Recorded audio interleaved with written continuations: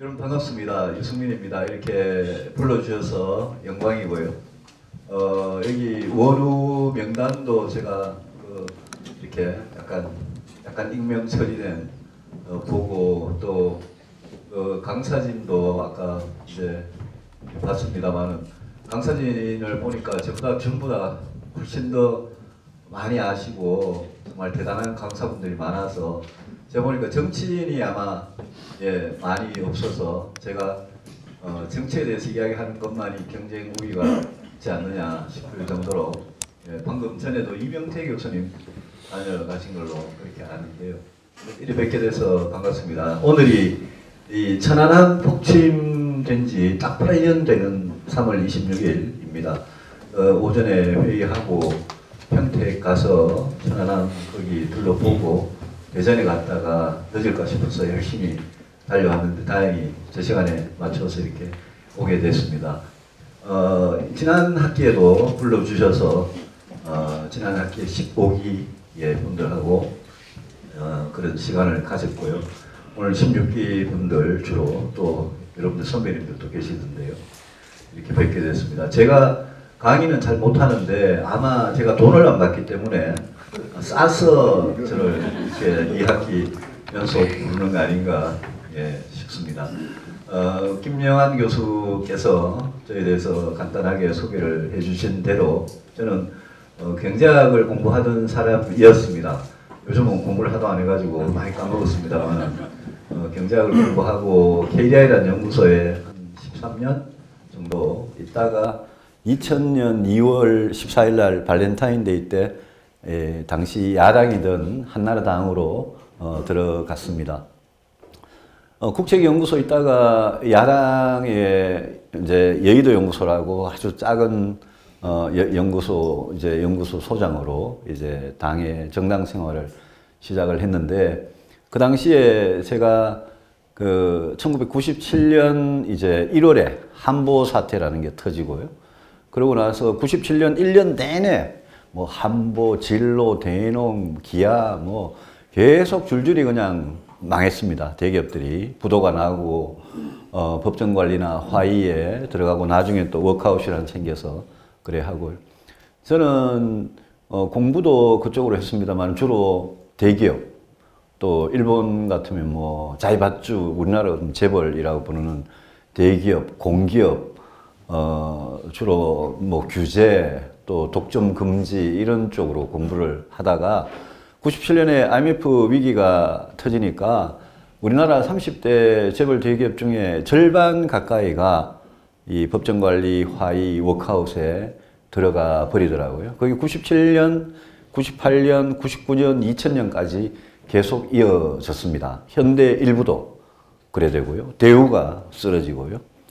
그런 식으로 되는 걸 보면서 또 김대중 대통령 되셨는데 97년 선거에서 98년 2월에 취임을 하셨는데 그때 여러분 기억하시는 대로 금모으기 운동까지 하면서 그 IMF 위기를 극복을 하려고 이제 노력을 하던 때입니다. 딱 20년 이제 전이네요. 근데 제가 이 우리나라 30대 대기업 집단 중에 절반 가까이가 이제 망하고 또 일부 계열사들이 해외에 헐값으로 팔려 나가고 그 대기업 중에 절반 가까이가 망하니까 그 1차, 2차, 3차 협력업체들은 뭐 얼마나 혼이 났겠습니까? 그리고 그 와중에 개인들도, 개인 사업자들도 뭐 빚보증 잘못한 거 딱 걸리면 다 그냥 온 집안이 그냥 거덜나고 그럴 때였습니다. 그때 제가 김대중 정부가 IMF나 IBRD, 세계은행이 시키는 소위 말하는 기업 구조조정, 금융 구조조정이라는 거를 이렇게 하는 걸 보면서 또 우리나라 알토란 같은 기업들을 해외에 그때는 뭐 파이어 세일이라고 그러면서 아니 뭐 불난 집에 그냥 세일하듯이 헐값에 팔아 넘기는 거를 보면서 수많은 이 노숙자들, 실업자들 생기는 걸 보면서 야, 이거 뭐 도대체 경제학 공부를 뭘 해가지고 내가 저거를 어떻게 미리 막지도 못했느냐. 저희들 연구소에 있던 그때는 홍릉에 있는 KDI라는 연구소에 박사가 한 40, 50명쯤 있었는데요. 그때는 그 젊은 박사들이 전부 다 다들 뭐 좋은 대학 나오고 또 좋은 대학 가서 박사학위 하고 이런 사람들인데 굉장히 수치스럽고 자괴감에 빠졌고 그 당시에 김대중 정부가 실제 집권을 한 거는 뭐 굉장히 진보적인 정책을 쓸 것 같이 집권을 했지만 사실은 98년, 99년, 2000년에 IMF가 이렇게 워싱턴에서 만들어준 레시피대로 그냥 금리 뭐 올리라 그러면 올려야 되고 재정 지출을 어떻게 하라면 어떻게 해야 되고 달러를 우리가 외환 보유가 바닥 나가지고 달러를 빌린 그 죄로 IMF나 IBRD가 시키는 대로 금융, 기업, 또 공공, 노동 구조조정을 이제 했습니다. 저는 그 당시에 김대중 정부와 노무현 정부가 하는 여러 가지 경제정책 이런 걸 보면서 아 이거는 좀 아니다. 저도 뭐 미국 가서 공부하고 했지만 미국 애들이 시키는 대로 이렇게 이 경제를 하는 거는 아니다라는 그런 생각에 한참 고민을 하다가 직장에서 많이 이제 핍박도 좀 받고 이러다가 뭐 월급도 깎이고 뭐 어디가 발표도 못하고 이렇게 몇 년을 지내다가 에이 뭐 그냥 홧김에 뭐 한다고 그냥 이 정치권에 뛰어들었습니다. 그때 정치에 뛰어들면서 이제 가졌던 생각이 아 정치라는 게 이게 굉장히 중요하구나. 왜냐하면 여러분들 다 각자의 위치에서 직장에서 열심히 하고 또 젊을 때 또 이 세상을 어떻게 바꾸어 보려고 개혁적인 정신을 가지고 우리 조직이 내가 사는 사회가 이대로 가면 안 된다라는 생각으로 그런 생각이 들 때가 많이 있지 않겠습니까? 뭐 당연히 있겠죠. 근데 그거를 이제 고치는 그걸 고치는 힘이 이제 어디에서 나오느냐? 결국 정치였습니다. 제가 당시에 경험한 걸로는 뭐 아무리 좋은 정책을 만들고 제안을 하고 이거는 뭐 이렇게 해야 된다 저렇게 해야 한다라고 아무리 이야기를 해도 저희들이 그때 이렇게 연관이 됐던 게 당시에 이제 경제기획원, 재정경제부, 재정경제원 뭐 이런 데인데 뭐 그냥 거기만 가면 이게 이상해지고 거기서 또 이제 청와대에 가면 또 이상해지고 국회에 가면 또 더 이상해지고 그 어떤 우리나라의 중요한 의사결정들이 뭐 중요한 정책, 법, 뭐 이런 데 제도 이런 데 관한 의사결정들이 이렇게 왜곡이 되고 비틀어져 가지고 최종 결과물은 아주 흉악스러운 괴물이 나오는 그런 모습을 지켜보면서 아 이건 뭐 그냥 여기 경제학을 많이 안다고 학문적으로 많이 안다고 또 정책적으로 많이 안다고 해서 세상이 바뀌는 게 아니다 이런 생각으로 정치에 이제 뛰어들었습니다. 근데 이제 김대중 정부, 노무현 정부를 10년을 이제 야당으로 이렇게 보내면서 그때는 김대중 정부나 노무현 정부가 너무 못한다라는 생각에 이 정권을 꼭 바꿔야 되겠다. 정권 교체를 꼭 해야 되겠다라는 생각이 굉장히 머리에 가득 찼습니다. 그때는 수단과 방법을 가리지 않고 정권만 교체하면 그러면 세상을 잘 바꿀 수 있다고 그렇게 제가 어리석게도 그렇게 이제 믿었던 거죠. 그래서 아무리 잘못해도 저 사람들보다 잘못하겠나 이런 생각에 정권을 빨리 바꿔야 되겠다라는 생각에 이제 2000년에 들어가서 이제 7년 동안 야당 생활을 하면서 2007년 12월에 이제 이명박 정권이 탄생을 했습니다. 그래 여당이 이제 됐습니다. 여당이 집권 여당이 된 거죠. 보수가 1948년에 대한민국 정부가 생기고 지금 딱 70년이 됐는데 김대중 노무현 10년과 문재인 정부 지금 1년, 그 11년을 제외하면 우리나라는 보수가 우리나라를 이끌어 왔습니다. 뭐 박정희 정권이 보수 맞냐? 예? 혁명 초기에 쿠데타 초기에는 이거는 뭐 보수가 아니지 않았느냐 약간 이런 생각을 하시는 분들도 계시지만 어쨌든 보수로 분류를 하면 박정희, 전두환, 노태우, 이명박, 박근혜 그 이전에 박정희 이전에 그 정권들도 다 보수라고 보면 보수가 70년 중에 69년을 보수가 해왔고 지금 11년을 진보 정권이 이제 하는 겁니다. 근데 이명박 정부 들어와서 4대강 이제 열심히 하고 뭐 또 여러 가지 그런 정책들을 폈죠. 여러분 기억나시는 정책이 뭐 어떤 게 있는지 모르겠는데 법인세 뭐 좀 내리고요. 뭐 4대강 열심히 하고 또 그린 성장 이래가지고 녹색 성장 이래가지고 뭐 그런 거 하고 이제 그렇게 5년을 보냈는데 이명박 정부 들어와서 5년을 보내면서 차츰차츰 어떤 생각이 드느냐 하면 야, 이 정권을 그냥 무조건 잡는 게 이게 그렇게 이것만이 그렇게 중요한 게 아니다. 그런 생각이 이제 막 들기 시작했습니다. 2008년, 9년, 10년 계속 그런 생각이 들기 시작했습니다. 우리가 이렇게 하려고 집권을 했냐? 우리가 이렇게밖에 못하려고 집권을 했냐라는 생각이 들기 시작했고 2012년에는 박근혜 정부가 이제 들었었습니다. 박근혜 정부 들어와서도 임기를 다 못 채우고 물러났지만 4년 약간 남짓한 기간 동안에도 뭐 똑같은 또 생각이 들었습니다.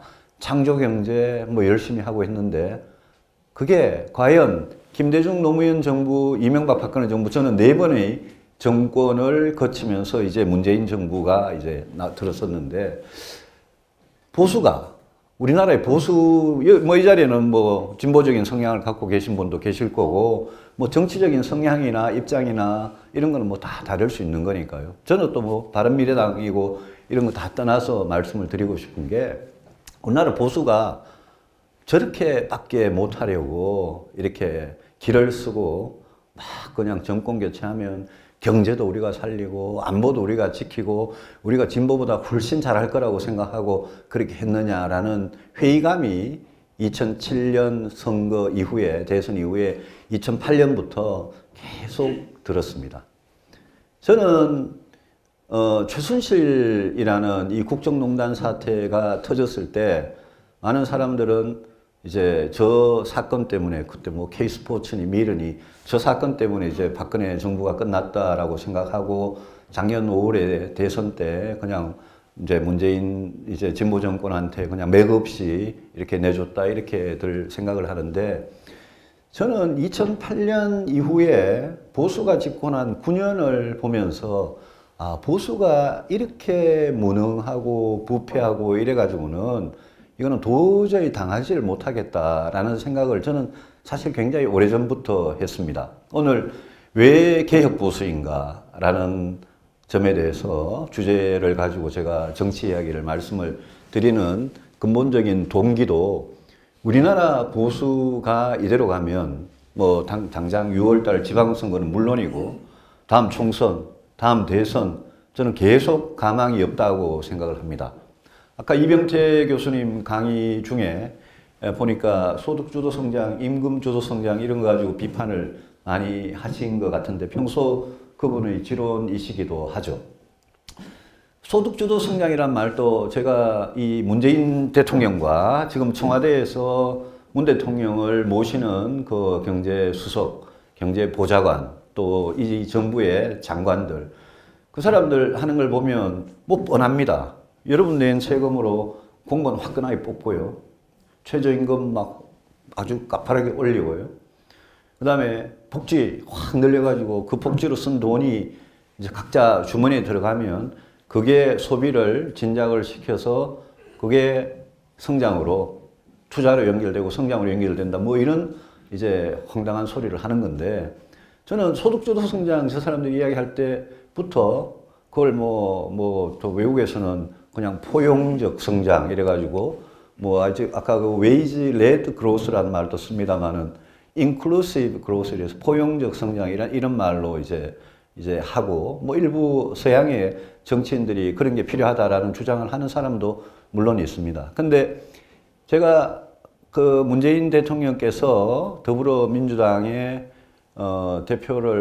당대표를 하실 때가 2015년 이때였는데요. 제가 그때 새누리당 원내대표를 했는데 하루 사이로 제가 그때는 뭐 새누리당이 더 커서 제가 2015년 4월 8일인가 그때 제가 국회에서 연설을 하고 그 다음날 문재인 대통령 당시 문재인 대표께서 이제 연설을 하셨는데 그분들 주장하는 걸 들어보면서 그 굉장히 좀 황당하고 뭐 그냥 학문적 이론적인 걸 떠나서 뭐 우리나라 경제에 그게 먹혀들지가 않는 그런 주장을 하는 거고, 소득주도 성장이라 그러지만 사실은 성장의 방법이 아니고 뭐 그냥 사실 돈 주는 이제 분배를, 복지를 이야기한 건데, 거기다가 성장이라는 말을 딱 갖다 붙여가지고 소득주도 성장 이러니까 뭔가 뭐 있어 보이고, 그게 또 국민 성장 이렇게 포장을 하고 이러면서 하는 걸 보고, 아, 저 사람들 굉장히 위험하다라는 생각을 하면서, 그때부터 저도 소득주도 성장에 대해서 굉장히 빨리부터, 일찍부터 제가 이제 비판을 했던 사람이고, 그래서 저는 오직 혁신만이 살 길이다. 이래서 이제 혁신성장이란 말을 제가 제일 처음 썼는데, 문재인 대통령과 민주당이 그걸 또 이렇게 물타기를 해가지고 소득주도 성장도 하고 혁신성장도 하는 것처럼 지금 이렇게 이제 포장이 되고 있습니다만, 이 이야기를 이제 드리는 이유가, 이 보수가 전통적으로 국민들한테 인식이 되어 있는 게 두 가지입니다. 보수가 뭐 좀 부패하고, 그래도 보수가 안보를 확실하게 잘 지킨다라는 거하고, 보수가 경제 성장을 확실히 잘 지킨다. 요 두 가지로 사실 보수가 과거에 먹고 살았고, 많은 국민들께서, 특히 못 사는 분들이, 미국도 그런 경향이 있습니다. 미국도 공화당 지지하는 분들이, 이 소득계층이, 소득이 굉장히 저소득층이 공화당을 많이 지지하는 그런 경향이 있는데, 우리나라도 보면 못 사는 분들이, 가난한 분들이 보수를 지지했던 이유가 그런 믿음이었습니다. 사실 안보는 저 사람들은 맡겨야지, 경제 성장도 저 사람들은 맡겨야지, 경제가 성장돼야지 일자리가 발생을 하니까, 생기니까 맡겨야지라는 건데, 그런데 이 두 가지 믿음을 이명박 박근혜 정부가 9년 동안 그냥 확실하게 저는 부숴놨다고 생각을 합니다. IMF 위기가 왔는데 김대중 노무현 때는 연평균 5점 몇 프로, 4점 몇 프로 성장했는데, 이명박 때 3점 몇 프로, 박근혜 정부 들어와서는 2.89 정도로 쭉쭉 떨어지고요. 안보도 마찬가지입니다. 안보 보고 저희들, 문재인 대통령께서 선거할 때 맨날 저희들 보고 안보 무능, 안보 적폐 이렇게 막 비난을 했는데, 사실 그 소리를 들어도 싼 게 2006년에 북한이 핵실험을 처음 시작했는데, 그 이후로 핵과 미사일을 이명박 박근혜 정부가 못 막았습니다. 그러니까 안보에서도 무능한 게 증명이 돼버리고, 경제성장도 무능한 게 증명이 돼버리고, 그래서 저는 오래전부터, 아, 보수가 이대로 가면, 보수가 자기가 장점이라고, 강점이라고 늘 떠들던, 저희들 새누리당, 한나라당 시절에 선거할 때마다 티셔츠에 경제 살리는 한나라당, 경제 살리는 새누리당 이래 적어놓고 했는데, 그거 자체가 그냥 무너져 버리고, 그러면서 오늘 이제 앞서 강의하고는 조금 다른 이야기입니다만은, 그러면서 우리 사회의 이 양극화, 대한민국이라는 공동체가 무너질 정도로 양극화가 심화된 거, 그거는 뭐 몇 가지 지표로 제가 말씀드리는 게 아니고, 97년에 IMF 위기가 터지고 나서 그런 위기가 한번 크게 오면 어떤 현상이 발생하는가 하면, 부익부 빈익빈이 더 심해집니다. 여러분 주위에도 사업 망하고, 여러분 97년, 98년, 99년에 골프 회원권이 얼마나 쌌는지, 콘도 회원권이 얼마나 쌌는지, 아파트 값이 어떻게 됐는지 생각해 보시면 아실 겁니다.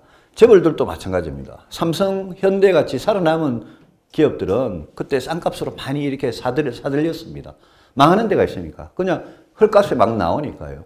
자산도 마찬가지고요. 주식도 한번 출렁거렸다가 다시 이렇게 올라가면 그 과정에서 이 자산의 양극화, 이게 굉장히 심해지는 겁니다.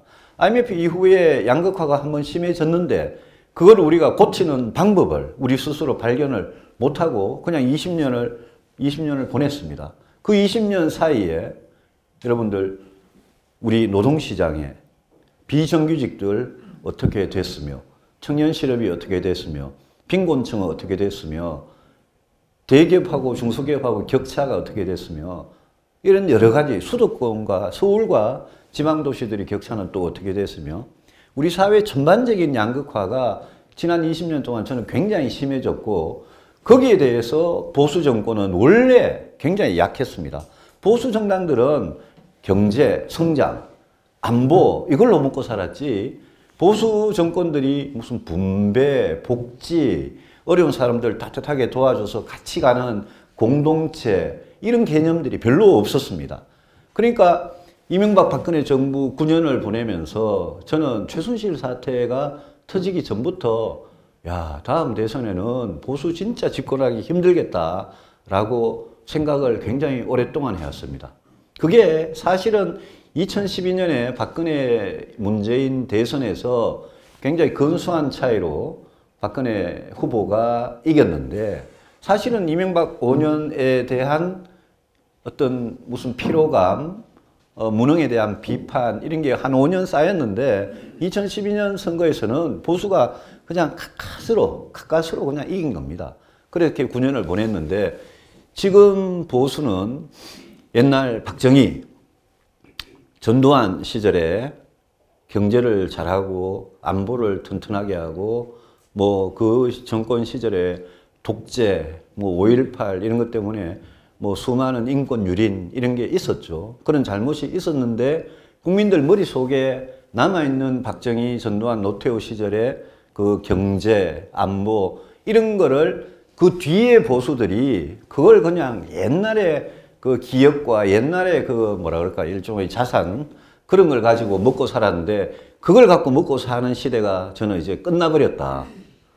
이렇게 생각을 했고 저는 사실 굉장히 이명박 정부 초기부터 아, 보수 이렇게 가면 보수가 공동체의 문제에 대해서 신경을 안 쓰고 또 우리 대한민국 헌법에 있는 정의, 공정, 투명, 평등 이런 부분에 대해서 보수가 신경을 안 쓰고 그러면서 자신의 아주 강점이라고 늘 주장하던 안보 경제에서는 무너지는 것을 국민들 앞에 그냥 보여줘 버리고 이래가지고는 뭘로 보수가 국민들한테 우리한테 표를 달라라고 할 수 있겠냐라는 생각을 하던 차에 그런 게 골마서 저는 대한민국 보수에는 이미 위기가 오래전에 왔었다고 생각을 했는데 최순실 사태라는 게 터져버리고 지금 여러분들 머릿속에는 최순실이라는 사람 그 사람 때문에 보수가 자기 발 자기가 걸어가지고 그냥 넘어져가지고 그냥 정권을 그냥 고스란히 이제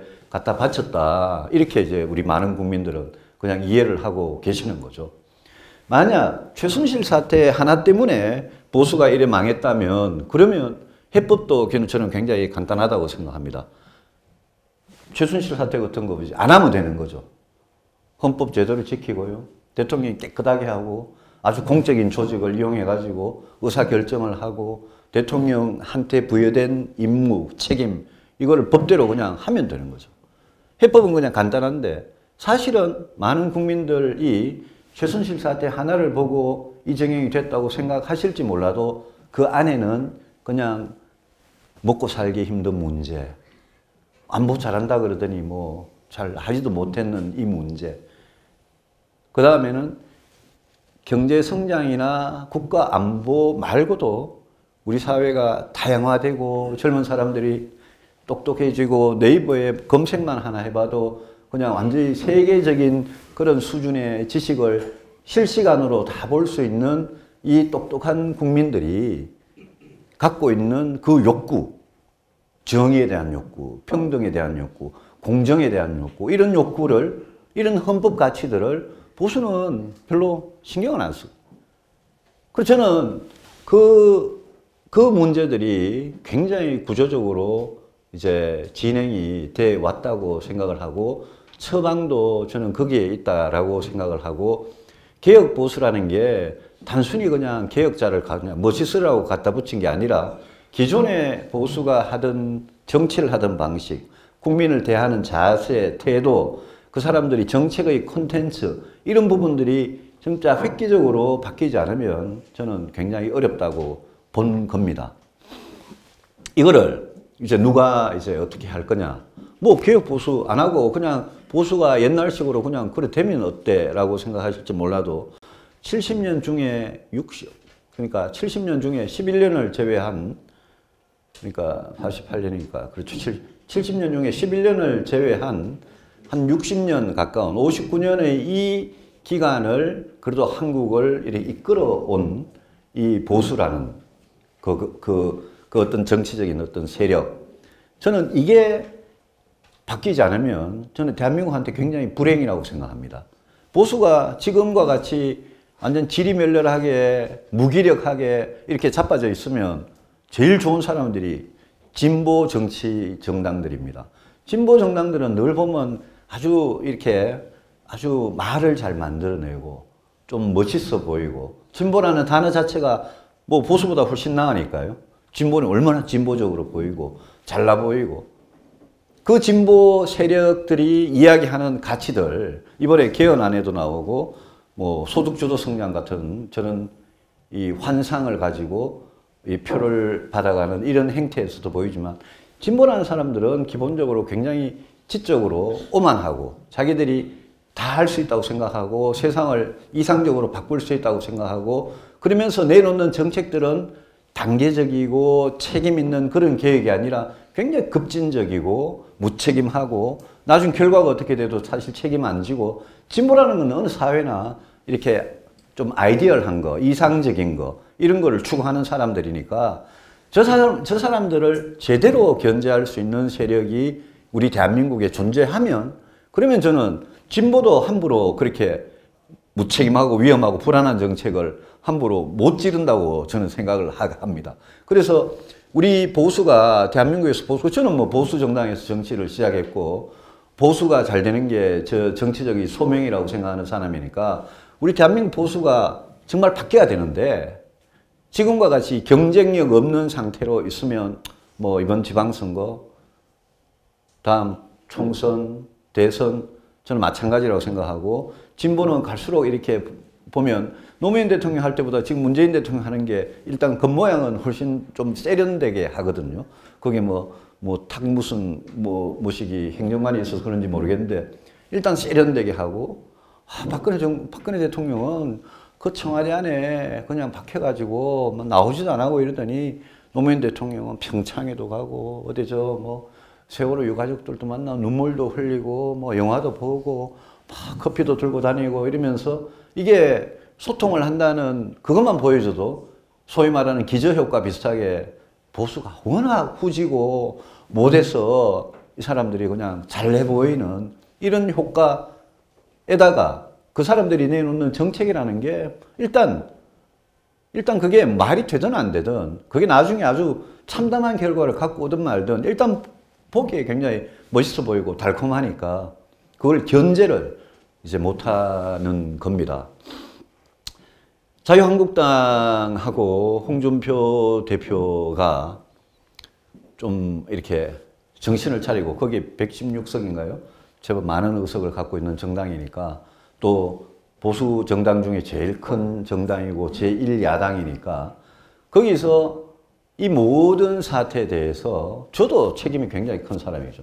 이 모든 사태에 대해서 정말 책임을 느끼고 반성하고 보수가 바뀌어야 되겠다라고 그런 길로 들어섰으면 그러면 사실 바른미래당이라고 따로 이 정당으로 존재할 이유도 사실 별로 없습니다. 자유한국당이 제대로 정신 차려가지고 잘하고 있는데 저희들도 거기 가서 그냥 합쳐가지고 진짜 건전한 그런 보수해보자 라고 하면 되는데 여러분 보시는 대로 자유한국당은 제가 17대부터 국회에 있었는데요. 17대는 그래도 공천을 제법 이렇게 경쟁이 치열하게 했는데요. 18대가 딱 되니까 친이라는 사람들이 와가지고 자기 멋대로 공천 다 해버리고요. 대한민국에 인재풀이 이만큼 있는데 요 정도 되는 조그만한 주머니에서 그냥 다 써버리고요. 19대하고 20대는 친박이라는 사람들이 자기들 멋대로 공천 다 해버리고 이 정당에서 여러분들 기업에서도 인사가 제일 중요하듯이 정당에도 인사가 제일 중요하고 인사는 공천인데 18대, 19대, 20대 세 번을 걸쳐서 12년 동안 친이가 한 번, 친박이 두 번 이래가지고 보수의 인재를 이렇게 널리 구하고 수혈을 시키고 진짜 피라는 표현 별로 안 좋아하는데 진짜 새로운 피로 이렇게 갈아 넣고 하는 이거를 세 번 연속 우리가 안 했습니다. 보수가. 그러는 사이에 지금 자유한국당은 제가 한 번씩 좀비 비슷하게 됐다 이러는데 홍준표 대표가 막말을 하고 뭐 아무리 당이 그냥 지도 없고 해도 그냥 초선 재선들이 옛날 같으면 그냥 쿠데타가 나고 난리가 났을 건데 그냥 전부 다 입 다물고 지한테 혹시 불똥 뛸까 봐 전부 다 이렇게 해가지고 초선 재선들이 꼼짝을 못하는 저런 당으로 돼가지고 저 당에 진짜 이 시대가 요구하는 그런 보수의 변화 이거를 우리가 기대를 할 수 있겠느냐라는 겁니다. 이게 저는 영국의 보수당이 그 서울대 누구죠? 그 강원택 교수 그분이 쓰신 이 영국 보수당이 300년 동안 어떻게 살아남았느냐라는 책을 그분이 쓴 게 있는데요. 그게 오늘 서울대 출판부에서 나왔을 겁니다. 이 노란 표지로 된 책인데요. 영국의 보수당은 처음에 이 지주들, 귀족들로 이익을 대변하는 그런 정당으로 시작을 했어요. 산업혁명이 일어나고 이러니까 자본가 계급이 소위 앙트프로니어들이 생기고요. 자본가 계급이 나타나고 그러니까 지주 귀족에서 자본가들한테까지 영역을 그 정당이 지지층을 확대하고요. 그러고 나서 이렇게 산업혁명이 이루어지고 노동의 문제가 발생해서 수많은 농촌에서 농사 짓다가 도시로 온 수많은 공장 근로자들, 노동자들이 그 사람들은 표가 주어지고 그 사람들이 그 불만을 나타내기 시작하니까 영국 보수당이 노동자들한테까지도 이 영역을 이렇게 확대를 해가지고 그 시대에 그 나라에 필요한 그런 정책을 하는 그런 보수당으로 시대적인 변화가 있을 때마다 굉장히 유연하게 아이디어를 받아들이고 심지어 진보라는 세력들이 노동당이나 이런 세력들이 주장하는 아이디어 중에도 그게 뭐 정치든 경제든 사회든 뭐든 교육이든 좋은 아이디어가 있으면 이렇게 받아들여 가지고 그걸 자꾸 이렇게 보수 정당의 영역으로 이렇게 하는데 성공한 게 영국의 보수당입니다. 보수당은 그렇게 하면 300년을 살아남. 우리나라 보수 정당이 저는 이제 그동안 국민을 상대로 표를 달라고 하던 그 미천이 이제 다 떨어져 가지고 이제는 식당의 주방장도 바꾸고 메뉴도 새로 개발하고 완전히 새로 신장 개업을 할 때가 저는 이제 됐다고 생각합니다. 지난 70년 동안 이승만, 박정희 시절, 전두환, 노태우 시절, YS까지 그 시절에 쭉 해오던 우리의 방식, 그 방식이 IMF 때 한번 무너졌고요. 그래 나서 정권이 바뀌어가 진보가 넘어갔다가 진보가 10년 동안 하는 걸 보고 2007년 12월 선거에서 이명박 대통령이 그때 530만 표로 이겼나요? 엄청난 표 차이로 이겼는 거는 진보 10년 하는 걸 보고 국민들께서 그래 그래도 보수 정권이 낫겠다라고 해서 그냥 표를 그냥 왕창 몰아준 겁니다. 이명박 대통령 별로 뭐 도덕적이지 못하다. 우리나라 국민들 다 알고 있었지만 청계천 하는 거 보고 현대건설 하는 거 보고 아 저분한테 맡기면 그래도 뭔가 경제나 안보나 이런 거 좀 튼튼하게 하겠다. 나라를 강하게 하겠다라는 기대를 가지고 했거든요. 근데 그 기대를 이제 지난 9년 동안 다 무너뜨려 버린 거죠. 저는 지금 이제 지방선거가 얼마 안 남아가지고 뭐 서울시장 후보를 누가 나가느냐, 우리 당에는 안철수 전 대표가 나가느냐, 뭐 심지어 뭐 제보고 경기도지사 나가라 하는 사람도 있고 뭐 복잡합니다만 길게 봐서 자유한국당이나 저희들 바른미래당이나 중도 보수의 영역에 속하는 정당이 정치를 하는 그 본질, 경쟁력 그거를 회복하지 않으면 그러면 저는 국민들한테 표를 함부로 달라 이 말 하기 저는 진짜 힘들다고 생각합니다. 우리나라 문제가 진짜 어떤 것들이냐 여러분 뭐 다 아시는 거고 저하고 뭐 다 똑같은 여러분 며칠 동안 저 미국 갔다가 어제 왔습니다만 내려보니까 진짜 막 인천공항이 그냥 막 앞에 안 보일 정도로 부은 미세먼지. 우리 미세먼지에 대해서 그걸 누가 해결할 거냐. 결국 정치하는 사람들이 어떤 식으로든지 해결해야 될 거 아닙니까? 중국 멱살을 잡든지 어떻게 하든지 중국에서 얼마나 넘어오는지 우리나라에서는 얼마나 발생하는지 아직 과학적으로 통계도 몰라가지고 중국한테 제대로 따질 수도 없습니다만은 이 미세먼지를 그대로 안고 어떻게 할 거냐. 예? 지금 진짜 좀 살기 싫은 서울 아닙니까? 그리고 저출산 문제, 합계 출산율 1.05거든요. 1.05면 여러분 부인하고 남녀가 만나가지고, 예? 결혼을 해가지고 2명을 낳아야지 2.0이 돼야지 이게 인구가 본전을 치는데, 예? 2명이 만나가지고 1명만 놓으니까 1.05명만 놓으니까 인구가 막 급격하게 이렇게 감소를 해가지고, 예? 우리나라가 한때 여러분 피라미드식으로 갔다가 이렇게 다이아몬드식으로 변했다가 항아리식으로 변했다가 그 다음에 역삼각형으로 갔다가 지금은 이제 곧 T자식으로 인구가 간다는 거 아닙니까? 그러면 인구가 1.05명 이렇게 돼가지고 대한민국이란 나라가 앞으로 10년 후, 20년 후, 30년 후에 유지가 될 수 있느냐? 이것도 정치가 해결하는 이거 누가 해결하겠습니까? 근데 어린이집 보내는데 보육료 도와드리고 집에서 애 키우면 양육수당 좀 드리고요. 지금은 또 문재인 정부 들어와서 아동수당 만들었고요. 근데 젊은 사람들 붙들고 물어보면 야, 보육료 지원 한 달에 얼마 80만 해주고 양육수당 한 달에 뭐 30만 원 주고 아동수당 또 10만 원 더 주고 그러면 애 놀래 물어보면 택도 없는 이야기라 그러잖아요. 인구 절벽 때문에 대한민국이 나중에 아주 재앙이 올 거다라는 점은 다 알겠지만 젊은 사람들 20대, 30대 붙들고 물어보면 뭐 예? 인구가 출산을 안 해가지고 망하는 게 아니라 망할 세상이니까 애 놓기 싫다는 거 아닙니까? 결혼해도 애 놓기 싫다는 거 아닙니까? 이런 문제를 이제 어떻게 해결할 거냐. 경제 성장도 마찬가지죠. 우리 인구 구조가 그렇게 변하는데 앞으로 무슨 수로 그러면 예? 경제 성장을 할 거냐.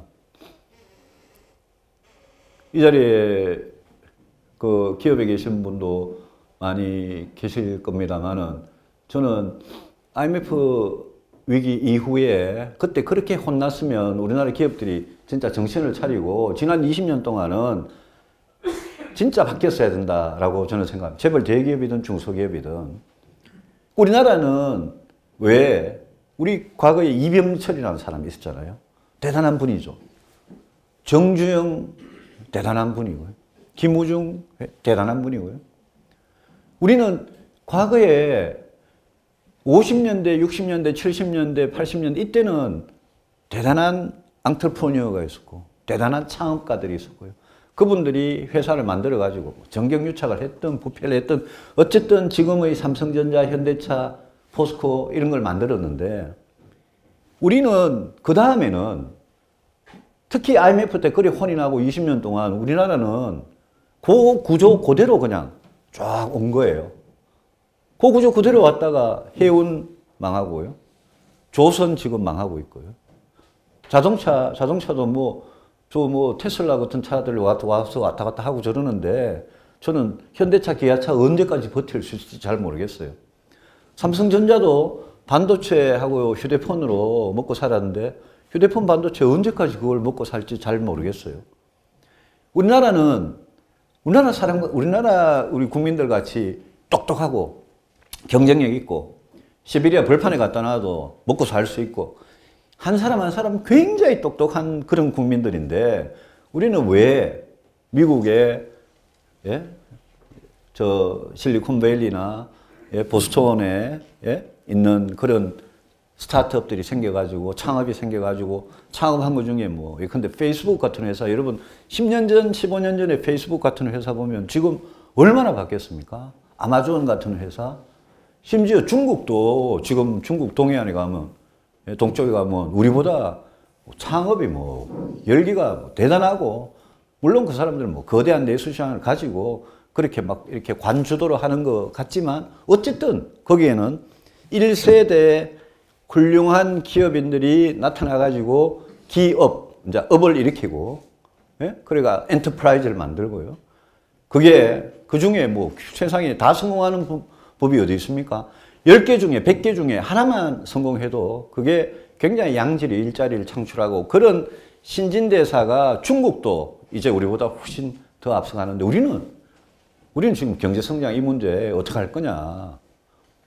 뭐 오죽하면 여러분 내는 세금으로 공무원을 17만 4천 명 뽑고 공공부문에 81만 개 일자리를 만들고 제가 뭐 이해는 되는데요. 그 심정을 이해는 되는데 5년마다 대통령 바꾸면서 그 방법으로 해가지고 대한민국이 지금 거의 카운트다운에 들어가듯이 곧 이제 1%로 떨어지고 곧 제로가 되고요. 곧 마이너스 성장이 돼가지고 선진국으로 가는 거는 아예 이제 불가능해지는.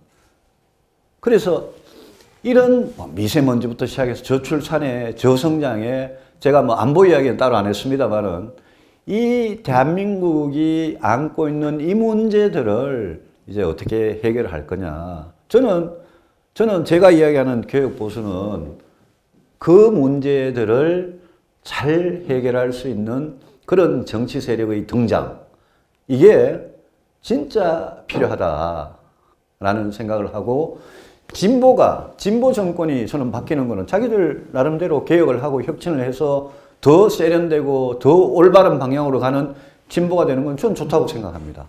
그런데 우리 정치에 뭐 대충 잡아도 우리 정치의 절반을 차지하고 과거에 그만큼 집권 경험이 있었고 지금도 많은 국민들께서 문재인 정부의 아주 위험한 그런 개헌이든 경제정책이든 안보정책이든 뭐든지 그런 위험한 데 대해서 불안을 느끼고 또 실망하고 이런 건전한 유권자들이 중도, 보수 이 영역에 상당히 계시는데 이분들의 욕구, 이분들이 바라는 변화, 이분들이 바라는 어떤 국가 정책의 어떤 변화, 여기에 부응할 수 있는 그런 정치 세력이 왜 등장을 하지 않느냐. 저는 뭐 바른미래당이고 바른정당이고 다 떠나서 말씀을 드리는 겁니다. 저는 홍준표 대표나 우리 자유한국당의 국회의원들, 그 사람들이나 뭐 저희들이나 크게 봐서는 별 다를 게 없는 그런 세력이라고 생각하고 여기에서 변화가 일어나는 그게 저는 앞으로 대한민국의 경쟁력하고 밀접하게 관계가 된다라고 생각을 합니다.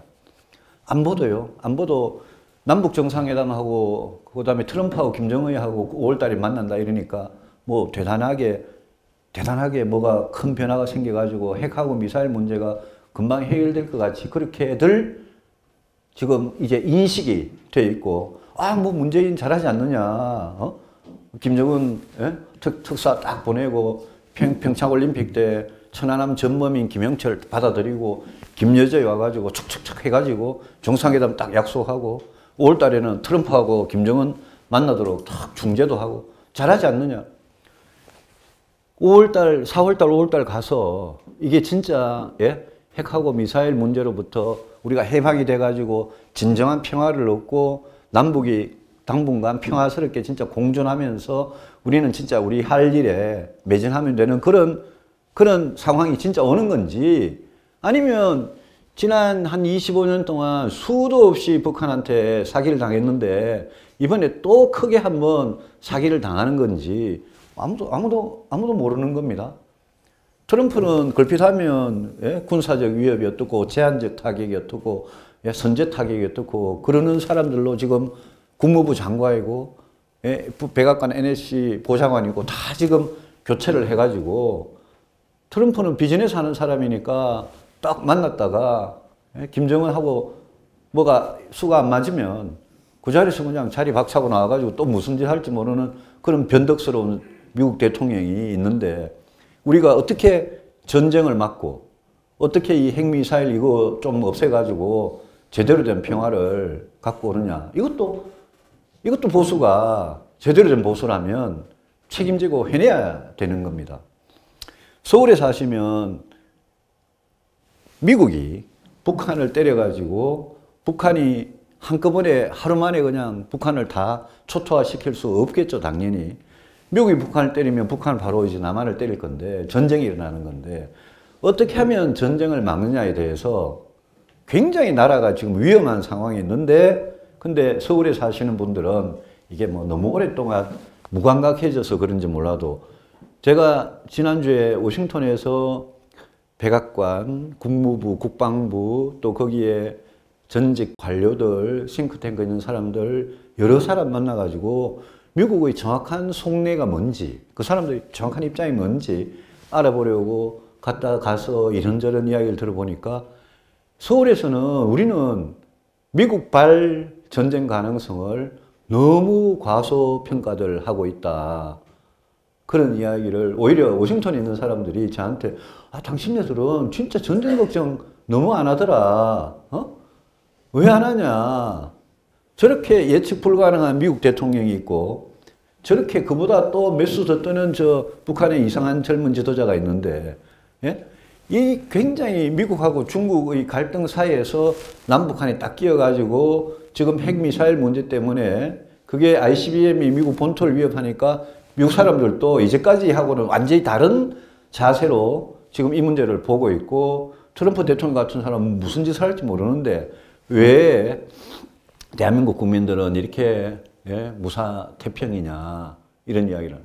그러니까 우리나라가 70년 동안 경제성장 진짜 참 세계적으로 깜짝 놀랄 정도로 했고요. 또 1950년부터 3년간 전쟁을 치르고 나서 진짜 전쟁의 폐허에 비해서 이걸 다 지키고 민주주의 지키고 대한민국의 자유 다 지키면서 이렇게 해왔는 것 자체는 진짜 우리 선배들이 잘해왔는데 몇 가지 구조적이고 근본적인 문제만 보더라도 이 정치의 역할이 너무나 중요한 그런 시기에 있는데 여러분께서 5년마다 뽑는 대통령은 여러분은 뭐 투표하러 가실 때 아마 나름 또 판단 기준이 다 있으시겠죠. 나는 뭐 문재인이 잘생겨서 좋아부터 시작해서 나는 뭐 요번에는 뭐 저 새누리당 꼴도 보기 싫어. 예? 부터 뭐 여러 가지 이유가 있으시겠지만 여러분이 그렇게 해서 뽑는 5년 단위로 뽑는 5년마다 바뀌는 대통령이 87년 개헌 이후에 지금 7명, 7번째 대통령이 이제 왔는데 87년 이후만 보더라도 그 7번의 대통령들이 그죠? 여러분 지금 미세먼지, 저출산, 안보, 경제성장, 일자리 이거 어떻게 누가 화끈하게 해결하는 사람이 있었습니까? 이게 우리나라 정치의 실패 저도 뭐 당연히 책임이 있고요. 문재인 대통령 당연히 책임이 있고요. 지금 국회의원들 정치하는 사람들 모든 사람 당연히 책임이 있고 저는 대통령 되신 분들 책임이 저는 제일 크다고 생각합니다. 이명박 대통령, 박근혜 대통령, 그 전에 노무현, 김대중 대통령도 저는 김영삼 대통령 다 마찬가지라고 생각을 합니다. 전직 대통령 두 분이 이제 감옥에 이제 가 있는데요. 한 분은 4월 6일 날 이제 1심 재판 선고가 있고요.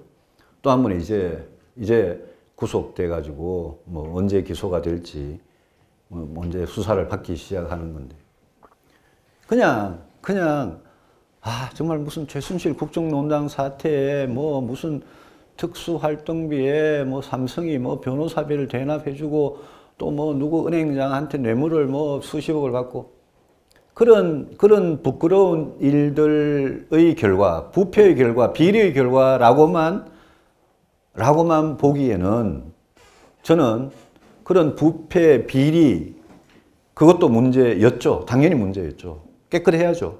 문제였는데 그보다 더 심각한 문제의 근저에는 이런 우리 시대에서 꼭 해결하지 않으면 10년 뒤, 20년 뒤, 30년 뒤에 대한민국이 존재하기 어려운 이런 문제들을 해결해내는 그런 정치, 그런 걸 해결해내는 그런 리더십 이게 이제 안 보인다는 거죠. 그래서 저는 제가 자유한국당에서 저는 뭐 자유한국당 시절에는 그 당에 없었습니다만 제가 2000년 2월에 한나라당의 여의도 연구소장으로 가서 야당 때 저 처음의 이야기로 돌아갑니다만은 야당 때 수단과 방법을 가리지 않고 정권 교체를 하면 저는 그게 대한민국을 위해서 옳은 길이라고 생각하고 그게 심지어 뭐 정의라고 생각하고 제 멋대로 그렇게 생각했는데 여당이 돼가지고 9년을 보내보니까 이게 아니다. 그냥 수단과 방법을 가리지 않고 대통령 되는 것보다 정권을 잡는 것보다 더 중요한 게 집권 후에 진짜 잘하는 거다.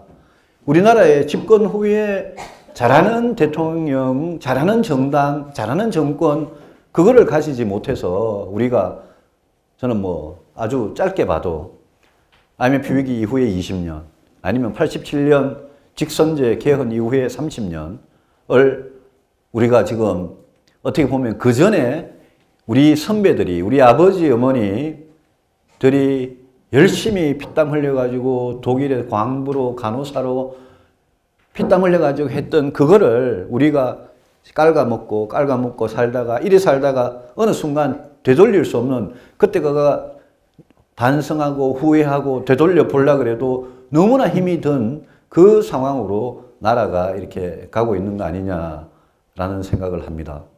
그래서 저는 문재인 대통령 이왕 되셨으니까 정말 이분이 이제는 뭐 무슨 진보 좌파의 대통령이다, 이런 거 다 떠나서 이분이 진짜 내가 대통령 하는 5년 동안, 지금 벌써 이제 몇 개월 지났나요? 9개월, 10개월 지났나요? 내가 대통령 하는 5년 동안 이것만은 꼭 한번 해보고 가겠다라는 그 도전, 그 문제가 뭐 지금 개헌에다가 뭐 토지 공개념을 넣고 뭐 이런 게 아니라, 야, 어떻게 하면 우리나라 국민들이 더 안전할 수 있냐? 안보. 어떻게 하면 우리나라 국민들이 진짜 그냥 공무원들 노량진 고시학원에, 예? 안 그래도 젊은이들 인구가 저렇게 줄어드는데, 예? 대한민국, 예? 청년들의 꿈이라는 게 건물주 되거나 교사 되거나 공무원 되는 게 대한민국 청년들이 꿈인 그런 나라가 무슨 성공을 하겠습니까? 그래서 제발 좀 노량진 고시학원에 사람 좀 몰리게 하지 말고, 예? 이 젊은이들의 이 끼와 꿈과 이 두뇌, 이 창의력을 어떻게 나라가 잘 먹고 사는데 그쪽에 이렇게 집중을 해줄 수 있느냐. 그런 쪽으로 문재인 대통령이 이제 뭐 진보고 뭐고 다 떠나서 좀 해줬으면 좋겠는데, 청와대 대통령 주변에 이렇게 쭉 에워싸고 있는 사람들을 보면 이 정권도 뭔가 기대하기가 굉장히 어렵다. 여러분, 대한민국에서 욕을 제일 많이 얻어먹는 직업이 이제 국회의원이고요. 정치인인데요. 아마 여러분 보시기에 뭐 그만큼 저 사람들 깨끗한 척해도 어디 가서 뒤쪽 나쁜 짓 많이 할 거다. 맨날 어떻게 개입하고 인사청탁이나 하고, 예? 사리사욕이나 챙기고 뭐 이럴 거다라고 이제 보시겠지만, 그럼에도 불구하고 정치가 아니면 이 문제들을 해결할 궁극적인 힘이라 그럴까요? 에너지라 그럴까요? 궁극적인 오소리티라 그럴까요? 그게 그밖에 이제 없는 거예요. 그러니까 여러분들은 4년마다 국회의원 뽑고 5년마다 대통령 뽑아놓고는 이제 텔레비 뉴스 보면서 이제 욕을 잘 하시는데, 근데 여러분들이 뽑은 그 사람들이 국회에 가서, 청와대에 가서 그 모든 여러분의 일상생활, 여러분의 자녀들의 인생에, 여러분들이 미래에 영향을 미치는 모든 걸 그 사람들이 앉아가지고, 예? 결정을 하고 법을 만들고 세금 걷어가지고 예산을 여기 쓰고 저기 쓰고 이러고 있으니까, 그쪽에서 근본적인 변혁, 개혁, 그게 있지 않으면 곤란한 거고, 저는 보수 정치인으로서 이렇게 된 데 대해서 뭐 말로만 반성하면 뭐 하겠습니까만은 진짜 이거는 우리가 잘못했다. 그래서 제가 자유한국당의 홍준표 대표를 보고, 그 당의 국회의원들 보고, 저희 바른미래당도 마찬가지입니다만은 저희들 30석이 있고요. 자유한국당이 지금 116석, 117석이 있는데, 보면 이걸 합치면 이제 한 150 가까운, 절반에 가까운 정치 세력, 국회 정치 세력이 있는데, 여기에서 우리가 뭔가 진짜 제대로 된 그런, 예, 개혁, 나라 미래를 위해서 올바른 개혁, 그거를 꼭 좀 해보자. 정답이 뭐다? 라고 함부로 오만하게 이야기는 하지 않겠습니다만은, 그런 개혁을 우리가 해보자라는 게 제가 이야기한 개혁 보수입니다. 그래서 저는 보수라는 말을 쓰는데 뭐 전혀 거부감을 느끼지 않는, 저는 보수 정치인이고 보수 정당에 있고, 저희 당 안에도 보수란 말 좀 제발 쓰지 마라. 보수 진보가 무슨 소용이 있냐 이러는데, 저는 이념이 중요하고 철학이 중요하고 가치가 중요하다고 생각합니다. 왜? 그거는 어떤 세상을 만들 거냐라는 생각에 관한 부분입니다. 여러분 민주주의, 자유주의, 공화주의 이런 게 다 이념입니다. 그래서 뭐 걸핏하면 이념을 넘어서서 어쩌고 저쩌고 하면 굉장히 멋있어 보이지만 사실은 안 그런 게요. 사람 머릿속의 생각은 뭐 사람마다 다를 수 있고요. 정치를 하면서 나는 어떤 세상을 만들 거다라는 생각도 다르고요. 그게 보수 진보의 차이입니다.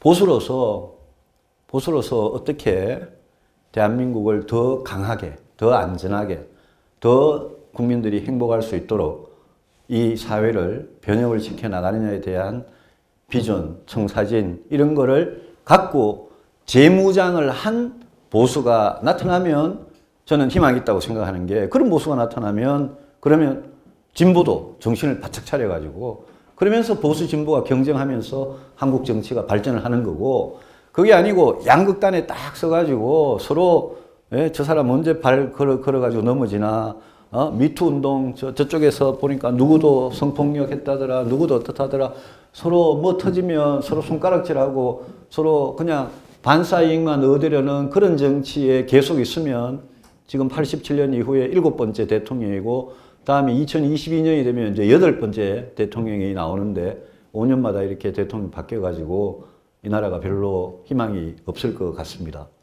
마지막으로 한 말씀 드리면, 정치에 대해서 욕을 하시는 건 좋은데요. 저는 여러분들 중에, 이 강의실에 계시는 분들 중에 애들 이제 좀 크고요, 먹고 살만 하시면 정치 좀 제발 하시라고 제가 권하고 싶습니다. 왜? 제가 친구들하고, 우리 김 교수도 저 친구입니다만, 친구들하고 뭐 소주를 한잔 하고 그러면 막, 정치 막 욕 얼마나 합니까? 예? 예, 욕 뭐 앉으면 뭐 그냥 술안주로 뭐 정치인 하나 올려놓고 막 욕 얼마나, 그만큼 또 뭐 또 신나고 재밌는 게 어디 있겠습니까만은, 제가 그냥 여러분들 같은 분들은 만나서 이렇게 곱게 이래 정치하시라고 이야기합니다만, 제 친구들이 그러면 제가 시큰 듣고 있다가 제가 한마디 꼭 합니다.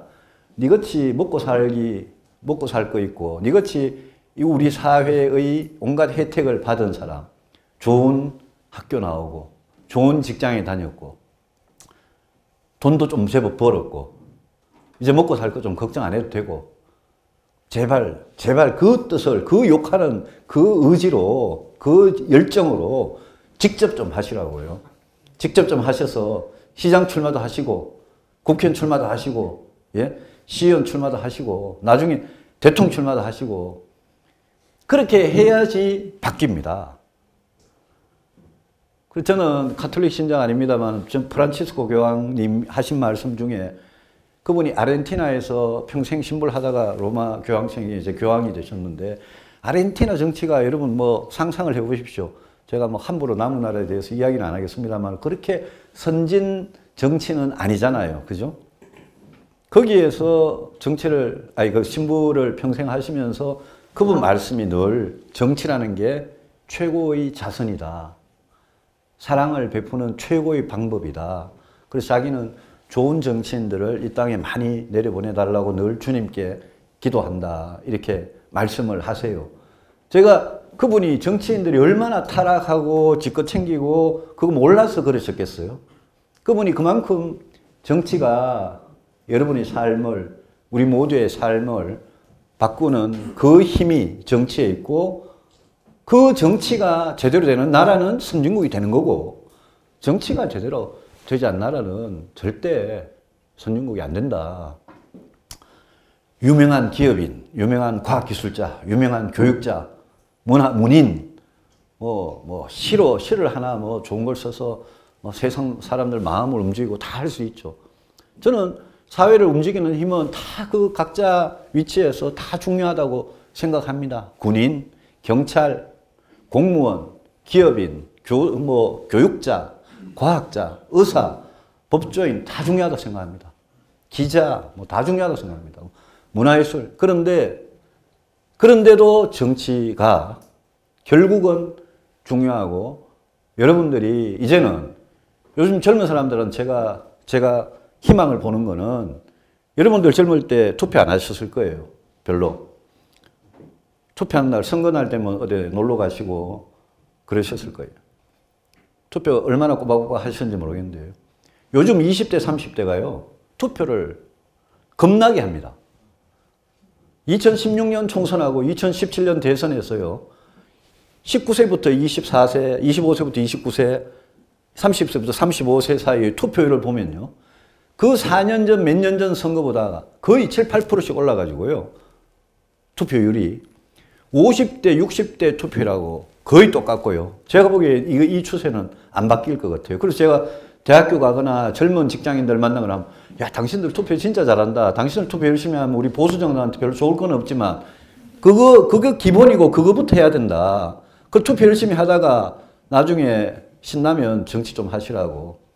그래서 저는 이게 우리나라 국민들이 수준이, 능력이, 예? 이렇게 해서 나라가 선진국 안 돼보고 망할 나라는 우리 아니지 않습니까? 그죠?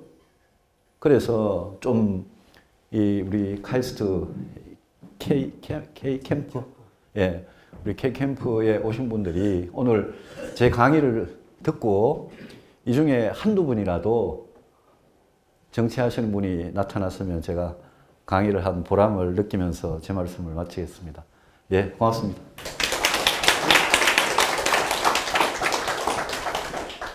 시간이 좀 남았으니까 자연스럽게 질문 좀 해주십시오. 질문하실 때는 그 앞에 마이크를 좀 사용해 주시기 바랍니다. 말씀 잘 들었습니다. 너무 감사드리고요. 귀하신 시간 내주셔서. 근데 여쭤볼 건 무지 많은데 다른 사람도 있기 때문에 두 가지만 여쭤보겠습니다. 지금 우리 대 대표님께서도 정치를 하시는 이유가 이 혁신, 그리고 앞으로도 보수 정당도 혁신을 해야 된다라고 말씀을 해주셨는데 저는 다 공감합니다. 근데 제가 정치하시는 분들하고 정부에서 일하시는 분들을 저도 뭐 지난 30년 동안 사업을 하다 보니까 느낀 게 하나 있습니다. 왜 공무원이 되셨습니까? 왜 정치를 하십니까? 그러면은 바꿔보려고, 혁신을 해보려고 그러는데요. 저희가 원하는, 국민이 원하는 대답은요, 아마 이럴 것 같습니다. 왜 정치를 하십니까? 왜 공무원 하십니까? 저는 이 나라를 사랑합니다. 이렇게 얘기하는 사람이 단 한 명도 없습니다. 그래서 전부 다 자기 일신을 위해서 일하는 거예요. 사실상 행정부나 정치 그분들은 국가를 위해서 희생을 해야 되고 나라를 위해서 그 국민을 위해서 희생을 해야 되는데 좋은 직업이라고 뺏기 저희는 바라볼 수가 없습니다. 그래서 저는 감히 30석 뺏기는 안 되시지만은 그거 석수랑 상관없이 대표님께서 이 국가를 위해서 일하는 사람은 애국을 해야 된다. 그 사람들한테는 적당한 그 리워드가 명예로 주어져야 된다고 생각하는데 대한민국 그게 없습니다. 그러니까 안 하려고 그러는 거예요. 왜? 해봐야 욕만 먹으니까. 근데 사랑 안 하니까. 그 바른미래당이 한국을 사랑할까요? 물어보면 전부 다 아니라고 얘기해요. 한국당, 민주당 다 똑같다라고 저는 생각을 합니다. 그래서 감히 진짜 나라를 사랑하시는 분들이 할 수 있게끔 만들어 주셨으면 좋겠고요. 그래서 그래야지 가죠. 뭐 직업 구하러 가는 건 아니지 않겠습니까? 그래서 그 공무원들이 첫 번째는 이 대한민국을 사랑할 수 있게끔 만들어 주셨으면 좋겠고요. 그 다음에 이제 일자리를 창출을 해야 되는데 사실상 근본적인 문제는 여러 가지가 있겠지만 제가 볼 때는 아까 뭐 이병태 교수님도 하셨던 말씀 중에 하나인데 노동시장의 문제입니다. 근데 저희들은 정치인들이 노동시장을 개혁을 못할 수밖에 없다는 걸 압니다. 왜? 그 뿌리에 거기에다 어떻게 방울을 달을 수 있겠어요? 표가 거기서 나오는데. 그렇지 않겠습니까? 근데 거기에다가 그 반대 전부 다 뭐냐면 누구든지의 마음속에는 양심이라는 게 있습니다. 부당한 요구를 할 때, 부당한 거래가 일어날 때. 그렇기 때문에 바른미래정당이 저는 잃을 거가 아무것도 없다라고 보거든요. 지금 더 잃을 게 뭐가 있겠습니까? 근데 지금은 바른미래정당이라도 표를 의식하지 말고 노동시장의 유연성과 시장의 불합리성에 대해서 깨야 됩니다. 그게 앞으로 100년을 위한 그 열쇠라고 저는 보거든요. 그래서 그거를 어떻게 깨실 건지, 그리고 진짜 국회의원과 행정 관료들은, 공무원들은 어떻게 하면 살아가게 할 건지에 대해서 좀 말씀해 주신다면 감사하겠습니다. 둘 다 하여튼 너무 중요하고 어려운 질문이신데요. 공무원이든 정치인이든 진짜 나라를 사랑하고 자기부터 희생하고 이런 사람이 이제 뭐 없어서 그렇게 답답해서 하시는 말씀인데, 제가 그래서 여러분들 같은 선량한 시민들이 제발 좀 정치하시라고 그러는 겁니다. 아니 정말요. 제가 그게 무슨 반박 차원에서 드리는 말씀이 아니라, 왜 우리나라에는 정치는 전부 다 부패하고 무능한 속물들만 모여가지고 자기 자리, 국회의원이 자기 직업이라고 생각하고요. 자리 하나 또 자리를 더 높은 자리에 올라가기 위해서 그냥 아둥바둥거리고 경쟁하고, 그 안에 예컨대 우리가 영국이나 이렇게 민주주의가 훨씬 발달한 나라에서 귀족이나 거기에 국가 일을 보는 시빌 서번트들이 갖고 있는 그런 태도 있지 않습니까? 전쟁에 참여하고요, 먼저 희생하고 하는 이런 거는 왜 우리나라는 없느냐. 그거는 저는 그만큼 이 정치인으로 구성된, 공무원들로 구성된 이것도 일종의 하나의 노동시장인데, 이 노동시장에 좋은 사람들이 그만큼 안 오고 욕심 많고 부패한 사람들이 많이 와서 저는 그렇다고 생각을 합니다. 실제 선거를 한번 해보시면요, 농협조합장 선거도 마찬가지입니다만 실제 현장에서 선거를 한번 해보시면 이게 표 하나하나 얻는 게 이게 어떤 정말 이 굴욕적이고 수치스러운 과정을 거치면서 하는지, 저도 큰 선거, 작은 선거 많이 해봤습니다만 그 과정을 거치면서 되잖아요. 시장이 됐든 국회의원이 됐든 대통령이 됐든 되잖아요. 그래서 그 과정을 거쳐가지고 어렵게 된 사람이 일종의 선량이죠. 선량이 방금 말씀하신 대로 그런 생각밖에 머릿속에 안 들어있는, 왜 이명박 대통령은 돈도 저리 많은 사람이 돈이 그렇게 욕심을 냈을까? 왜 저렇게밖에 못했을까? 그거는 이 시장에, 이것도 너무 시장이라 그래서 그렇습니다만, 이 마켓에 오는 사람들의 퀄리티가 여러분들 그냥 계시는 그 직장에 그냥 평균적인 그보다 훨씬 떨어져서 저는 그렇다고 생각합니다. 그래서 저는 그런 어떤 공복으로서의 희생정신, 나라를 진짜 사랑하는 그런 애국심이라는 게 그냥 생기는 게 아니고, 여기에 우리가 엘리트를 만들어내고 키우는 그 과정들이 보면요, 독일이나 영국이나 미국이나 이런 데 비해서 우리는 굉장히 약해요. 약하면서 그냥 아무나 손들고 와서 투표해가지고 표마에 한 표라도 더 얻으면 되는 그 짧은 민주주의 역사를 갖고 있기 때문에 저는 그렇다고 생각하고, 진짜 의식이 있으시면 제발 좀 정치하시라고 말하고 싶고요. 노동시장 개혁은 100% 동감합니다. 동감하는데, 예컨대 노동시간 단축 같은 거 있잖아요. 노동시간 단축 같은 거 우리나라가 멕시코에 이어서 OECD에서 두 번째로 근로시간이 많은 나라입니다.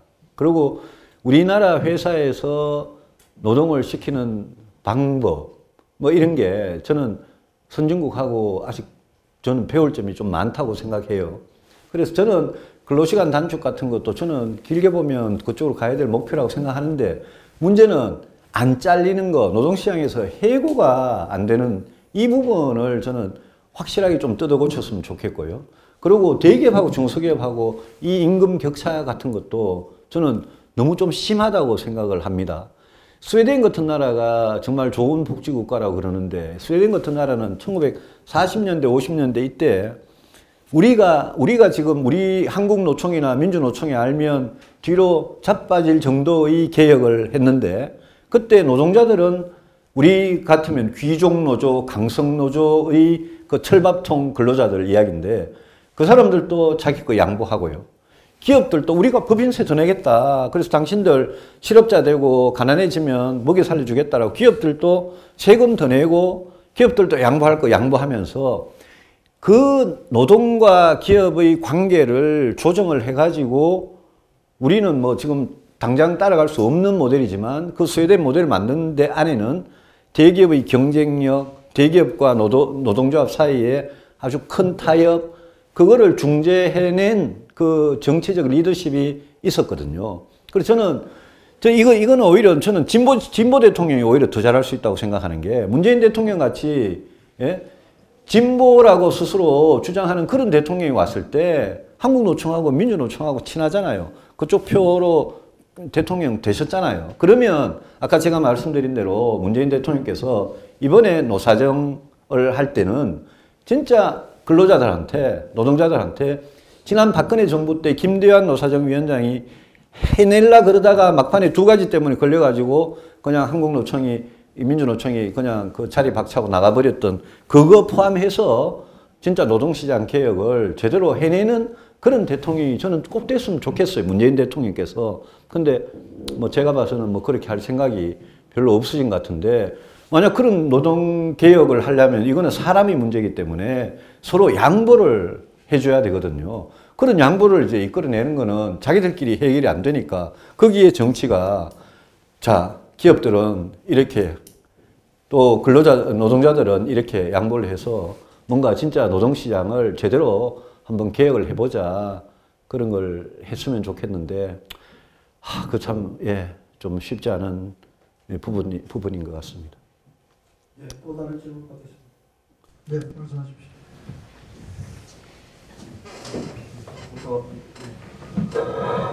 지금 뭐 말씀하시는 가운데서 질문 드리고 싶은 거는 지금 현재 뭐 경제 성장이 가장 최우선에 대해서 가장 우선이다라고 줄곧 말씀하셨고 전 정권도 경제 성장이 가장 큰 화두로 해서 어떤 정치를 계속 해왔던 부분이 있는데 저는 개인적인 생각에 성장도 중요를 하지만은 재분배에 대한 부분이 가장 지금 현재 국민이나 기업이나 다 요구하는 어떤 대다수가 요구하는 어떤 사항이 아닌가라는 생각을 하고요. 지금 뭐 노동시장에 최저임금을 올려달라. 그것도 재분배의 어떤 한 일환의 한 부분인 것 같고 중소기업이 못 살겠다. 그럼 중소기업을 살릴 수 있는 방법도 재분배 일환이라고 생각을 하는데 이거는 분명히 기득권에서의 역할 그리고 밑에서 요구하는 바를 얼마만큼 충족을 시켜주면서 밑에 사람들이 어떤 양보를 이끌어갈 것인가 여러 가지 방법이 나올 건데 그런 기업과 어떤 삶의 재분배에 대한 요즘 계속 생각하신 질문을 좀 듣고 싶습니다. 저는 보수 정신 중에 아마 저만큼 재분배, 복지 이게 중요하다고 계속 이야기해온 사람은 없을 겁니다. 저는 복지나 분배에 관해서는 진보가 하는 것 중에 그거는 그 방향으로 가는 게 맞다고 생각하는 거는 저는 다 받아들여야 된다고 생각을 합니다. 제가 오늘 성장을 이야기를 한 이유는 분배나 복지는 우리가 방법을 몰라서 못하는 거는 별로 없습니다. 그럼 우리가 뭐 그냥 한 가정으로 생각해 보면 아빠, 엄마 있고 애들 둘이가 있고 4인 가족이 있으면요. 아빠든 엄마든 바깥에 나가서 돈을 벌여 오는 거, 돈을 뭐 한 달에 500만 원 벌어왔다 칩시다. 그럼 500만 원 가지고 저축은 얼마를 하고 애들 핸드폰 값은 얼마를 하고 주거비는 얼마고 사교육비는 얼마고 이걸 하는 게 분배입니다. 분배를 하는 방법을 몰라서 못하는 게 아니라 선진국들이 이제까지 많이 해오던 복지정책, 의료정책, 각종 사회보험 이런 거 다 열심히 공부해가지고 우리 대한민국에는 어떤 복지제도, 어떤 식의 분배, 어떤 식의 세금이 적절하냐 이거를 결정하는 문제 그거는. 근데 성장의 문제는 이건 다른 겁니다. 한 집에 엄마 아빠 합쳐서 한 달에 500만 원을 벌었는데 그 500만 원이 갑자기 400만 원이 되고 300만 원이 되고 이 500만 원을 600, 700으로 올리자는 게 성장입니다. 성장의 해법은 분배의 해법보다 저는 몇 배나 더 어렵다고 생각합니다. 과거 성장의 해법을 제시한 그 정권이 여러분들 기억나시는 정권이 누가 있었습니까? 박정희 정권 때 했습니다. 그죠? 전두환 정권도 제법 했습니다. 그 이후에 민주화가 되고 난 다음에요. 성장의 새로운 해법을 제대로 제시한 정권이 별로 없다가 IMF 위기라는 것을 그냥 완전히 그냥 한 방 얻어맞은 겁니다. 그 이후에 이 우리나라의 정치적인 리더십이 야, 성장이 불씨가 이렇게 꺼져가면 큰일 난다라는 생각을 가지고 진짜 뭔가 대대적인 그걸 뭐 시장을 개혁하든 재벌 위주의 경제를 어떻게 바꾸든 중소기업을 어떻게 하든 창업을 어떻게 하든 그거를 그 불씨를 살리는 그걸 했어야 되는데 우리는 산업 구조조정이든 기업 구조조정이든 우리 제대로 못한 겁니다. ICT 이야기 많이 하시잖아요. 그죠? 이게 새로운 기회라고 그러잖아요. 저도 그렇게 생각합니다. 그렇게 생각하는데 뭐 블록체인이다, 뭐 인공지능이다. 저는 기술적인 거는 잘 모릅니다만은 그거 뭐 옛날에 저는 산업혁명들하고 본질은 다르지 않다고 생각합니다. 그런 데서 우리가 박근혜 대통령 때 창조경제 이야기하고 이명박 대통령 때 녹색 성장 이야기하고 4대강 하고 지나고 나서 보니까 야 저게 진짜 괜찮은 성장의 방법 맞았나. 문재인 정부 소득 주도 성장 이야기하고요. 그래서 제가 말씀드리는 거는 분배 좋고요. 진짜 국가의 도움이 필요한 분들한테 국가가 도움 드려야죠. 같이 행복하게 잘 사는 그런 공동체 돼야죠. 따뜻하게 해야죠. 다 좋다 이겁니다. 그거 하자는 겁니다. 그거 하려면 세금 필요하죠. 그죠? 세금 필요하니까 세금 걷어서 하자는 겁니다. 그거 제가 안 하자는 이야기가 아니고요. 중요하고요. 양극화 불평등 해소하려면 해야죠. 해야 되는데 그거 말고 성장은 그러면 어떻게 되느냐. 해운도 저래야 되고 조선도 저래야 되고 자동차 언제 맛이 갈지 모르는데 예? 언제 우리는 그럼 뭘 가지고 앞으로 먹고 살 거냐. 결국 기업의 경쟁력 그거 중요한 거 아니겠습니까? 그죠? 근데 그 힘이 자꾸 축축 그냥 처지고 새로운 힘은 안 나타난 겁니다. 그리고 저는 재벌들도 굉장히 책임이 있다고 생각합니다. 20년 동안 IMF 때 그래 혼나고 뭐 했냐는 거죠. 그냥 삼성 같은 경우에 예? 3세한테 그냥 경영권 세습하려고 국민연금까지 동원해가지고 그거는 막 열심히 했는데 어디 가서 예? 미국에 서부를 날아가가지고 좋은 스타트업을 인수를 해가지고 그걸 키워가지고 이런 거 우리가 혁신적으로 했습니까? 안 했지 않습니까? 그거 못하니까 우리나라는 지금 아마존도 없고 페이스북도 없고 기껏 여러분들 최근에 한 1, 20년 동안 생각나는 신생기업 중에 글쎄요 네이버 정도? 예?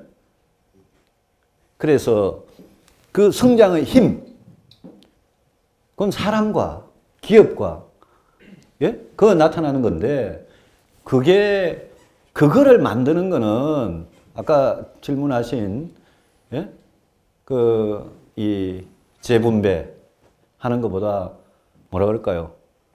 저는 몇 배나 더 어려운 거고 거기에 다 전력을 다해서 정부고 기업이고 달라붙어 가지고 그걸 막 하려고 노력을 해도 이게 들똥말똥한데 근데 그걸 못하고 있는 우리 경제가 이제 굉장히 좀 안타깝다라는 말씀을 드린 거예요.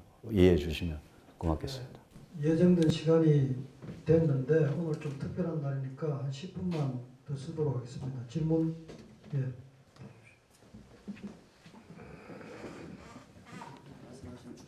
네, 의원님 강의 잘 들었습니다. 두 가지 궁금한 점이 있습니다.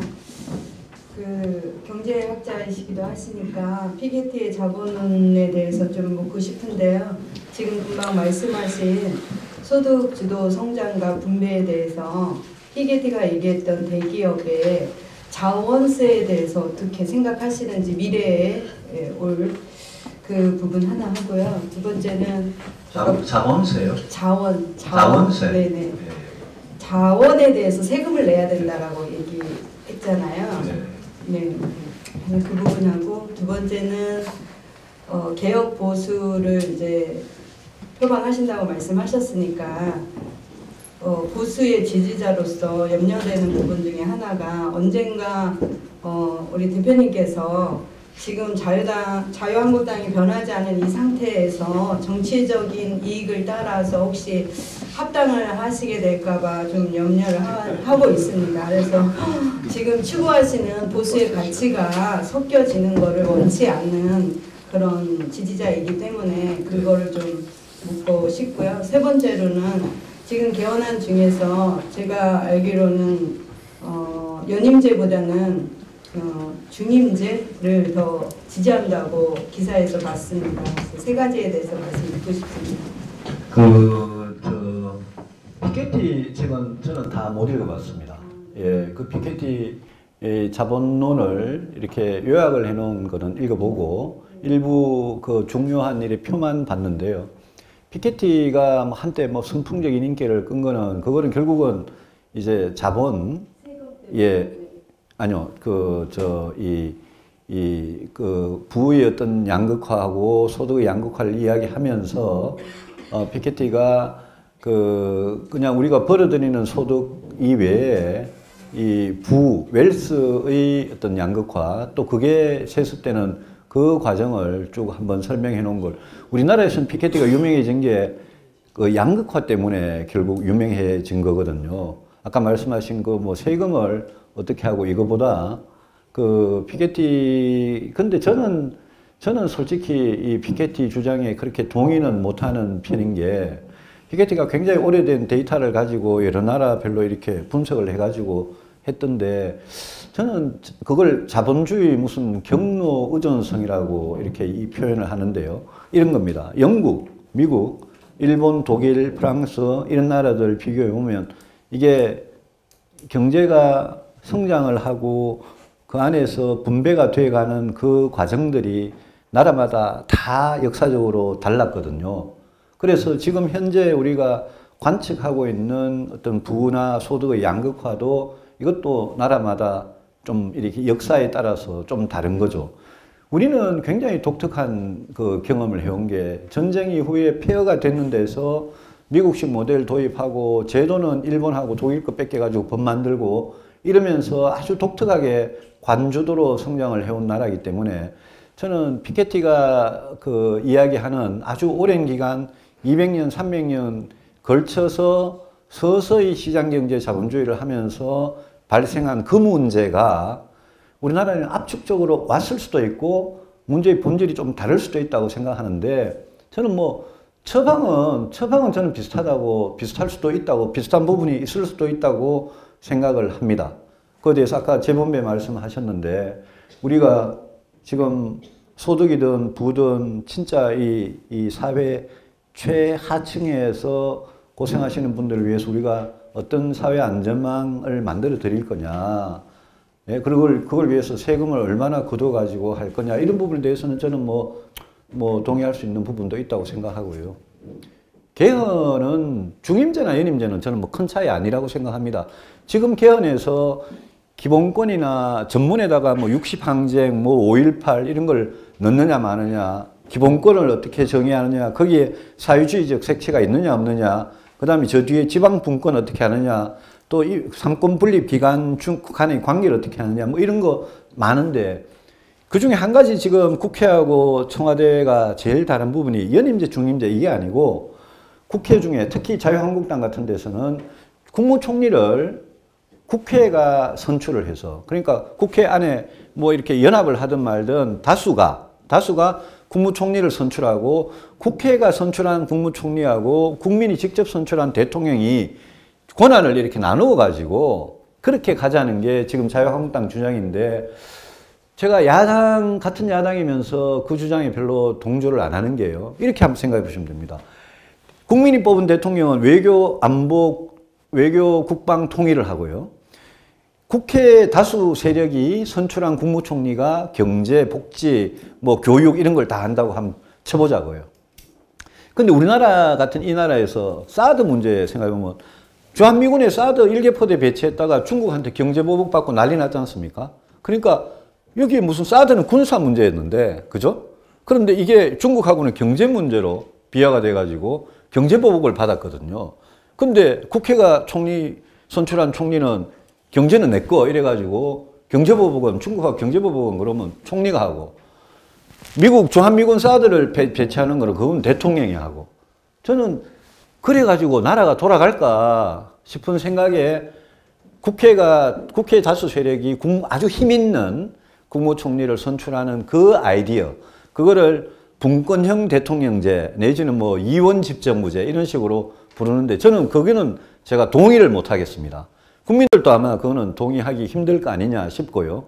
다만 대통령의 인사권, 대통령의 권력기관에 대한 통제 이런 부분을 더 투명하고 더 감시받고 더 견제받도록 하는 그런 대통령 권한의 뭐라 그럴까요? 분산이라 약간 약화를 좀 시키고 소위 말하면 제왕적 대통령을 없애고 대통령도 전부 다 감시받고 견제 더 받도록 하자라는 식의 권력구조 개편이면 저는 찬성을 하겠는데요.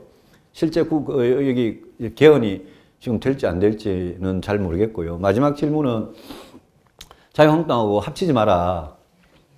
지난 대선 때 저는 뭐 표를 별로 못 얻었어요. 저는 뭐 TK에 가면 제가 대구에서 4선 국회의원인데 그거 가면 뭐 어르신들한테 찍혀가지고 지금 표도 뭐 별로 제 고향 제 본거지에서 별로 못 얻고 그랬는데 그때도 저는 뭐 그 공정한 방식의 단일화라면 안철수 후보는 그 당시에 작년 4월에 하도 막 여론조사 올라가고 잘 나가가지고 단일화에 별로 관심이 없었고요. 저는 홍준표 대표하고 단일화를 생각을 했었습니다. 공정한 방식으로 그냥 국민 여론조사로 해가지고 옛날에 2002년에 노무현 정몽준 방식으로 단일화하는 거 한 큐에 딱 끝내자라고 단일화하는 거 저는 찬성을 했었는데 그게 그때 여론조사를 이래 해보면 홍준표 대표하고 저하고 1대1로 이래 딱 붙여놓으면 한 4군데에서 그런 여론조사를 3월, 4월에 했는데 제가 맨날 이겨요. 둘이를 붙여놓으면.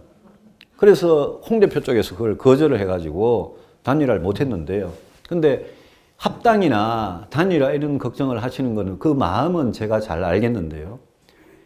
보수가 이대로 비실비실하고 계속 분열되고 이러면 다음 총선 대선도 저는 어렵다고 보고요.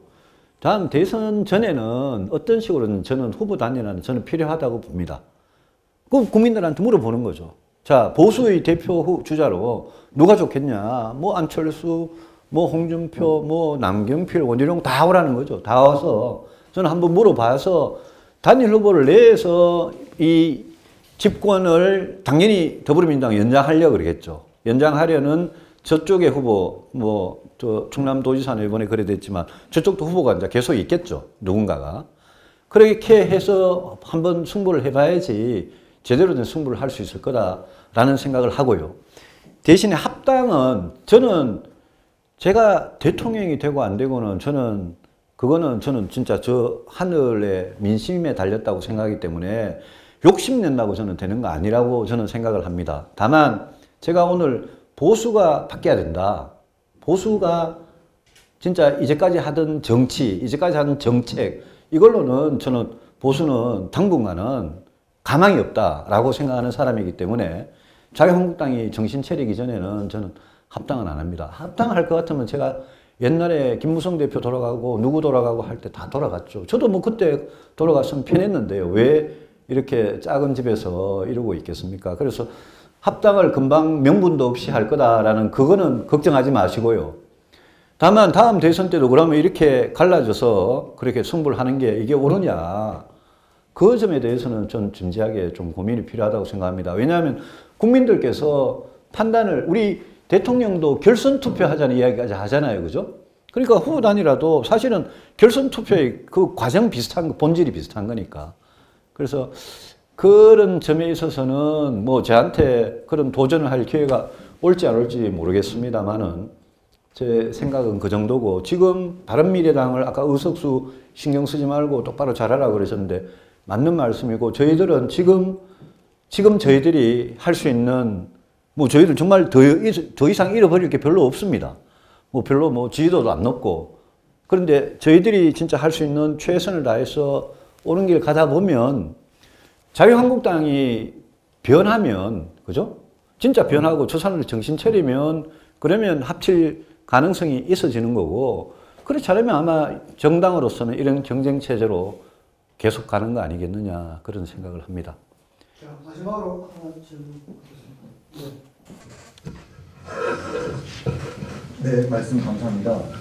그 규제는 왜 없어지지 않고 계속 유지되는 걸까요? 그 모든 사람들이 다 규제를 철폐하자고 그러고 무슨 그 샌프란시스코의 벤처들, 중간춘의 벤처들 그렇게 마음껏 실험하는 것을 한국에서 하고 싶은데 왜 그렇게 규제는 모두가 없앤다고 하면서도 그렇게 끝까지 계속 남아있는 걸까요?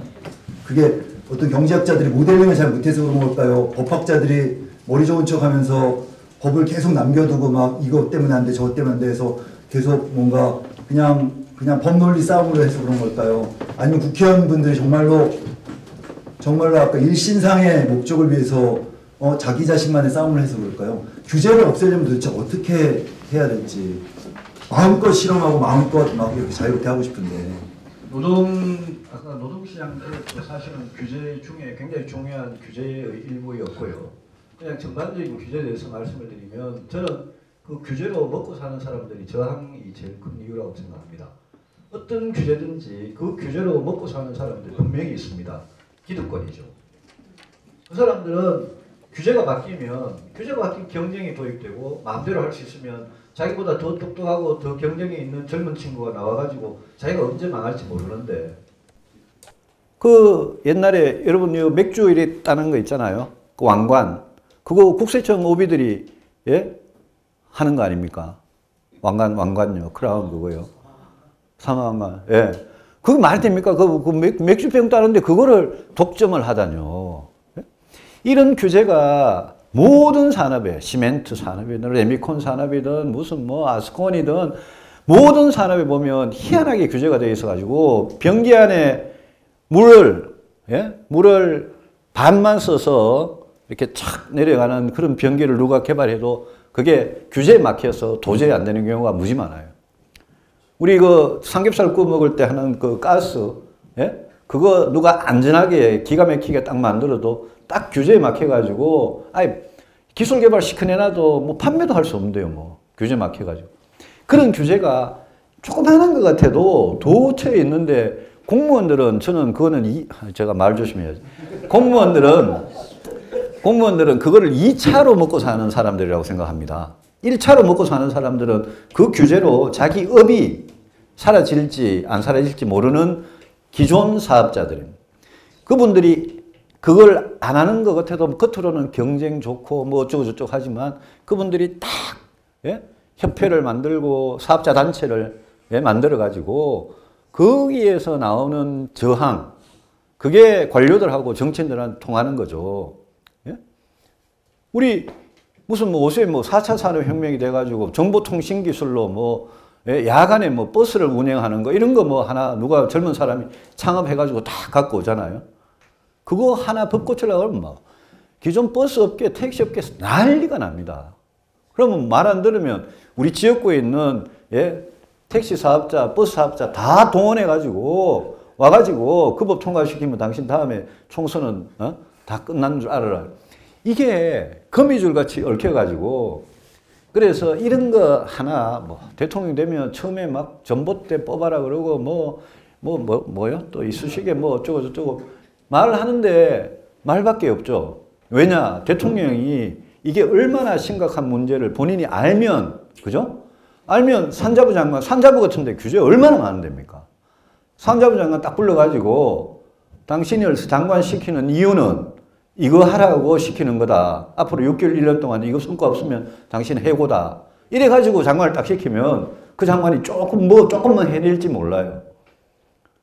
근데 산자부 장관이고 무슨 정통부 장관이고 장관 된 사람들 그래 하는 거 본 적 있습니까?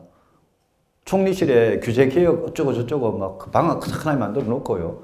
각 부처 사람들, 차관들 다 모아가지고 회의하고 하는데 그래서 그런 아주 돌파구가 되는 그런 규제개혁을 하려면 그거는 업계에 먹고 사는 사람들의 목구멍, 이 먹고 사는 그거하고 직결되어 있는 문제이기 때문에 그거 반발해도 할 만한 그런 아는 문제를 아는 그런 대통령하고 장관이 없으면 안 되는데 이 정부도 그거는 좀 쉽지 않은 것 같습니다.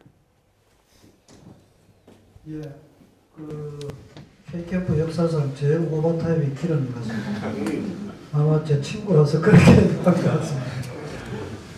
바쁜 시간에 진짜 귀한 시간 내준 유승민 대표, 오늘 또 항상 저희들 강의 마치면 3교시를 같이 해줬는데 오늘 이 강의 끝나자마자 오늘 저녁 아니면은 안 되는 그런 일정이 생겨서 부득이하게 같이 못하게 됐다고 합니다.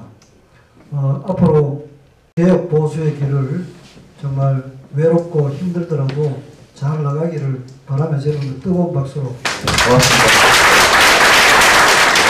고맙습니다. 하시는 다 잘 되시고 늘 건강하시기 바라고, 저를 공개적으로 그렇게 지지하셔서 무사하실지 모르겠는데 공개적으로 그렇게 말씀해 주시는 한 분 계셔가지고 아주 기분 좋게 마치고 갑니다. 여러분 늘 건강하십시오. 반갑습니다. 예.